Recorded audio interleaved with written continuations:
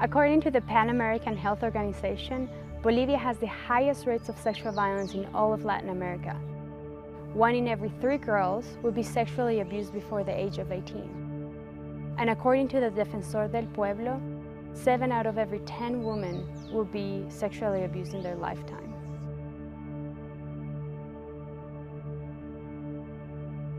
So I grew up in Bolivia and I had a wonderful childhood until a family member, an adult family member who was almost twice my age, came to live in my house. He started raping me and my life went downhill after that. I developed bulimia, I developed anorexia, I attempted suicide twice. In one of those suicidal attempts, it's when my parents found out what was happening, and that's when we decided to take the case to court.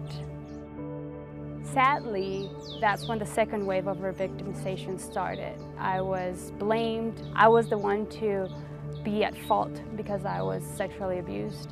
And socially in Bolivia, if you are a child and you are a girl, it's your fault. We received intimidation from almost the entire government system trying to silence me. My house was set in fire twice. It was stoned. I was almost kidnapped, almost killed several times. But I just couldn't stay silent because throughout this process I found out that I wasn't alone, that there were tons of girls that were also being sexually abused. So at age 17, I funded the first and only center in Bolivia for children who had been sexually abused. Since 2004, we have been able to provide free legal, social, and psychological services to children who have been sexually abused. And the differences in the culture have been dramatic.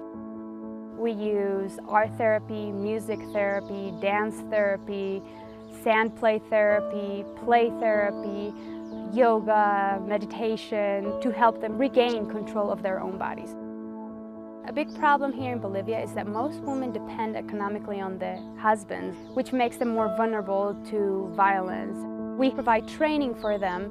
We do the bakery, we do hair salon, and it's a way of them starting to get jobs and starting to save money and open their own bank accounts. When we started the program, the conviction rate for sexual crimes was 0.02%. And in the last 3 years, we had a 100% conviction rate. So I started going to colleges and telling my story and asking people if they would join me on a walk against sexual violence. And on August 9th, I thought there were only going to be about 20 people, but that day thousands of people showed up with a blue ribbon. The president ended up the next year nominating it as the National Day Against Sexual Violence in all of Bolivia. My dreams for girls and women is that we can be seen as subjects of human rights and equal. Once you put a dream in them, they can start fighting for it. And that dream is going to continue working until they can accomplish what they want.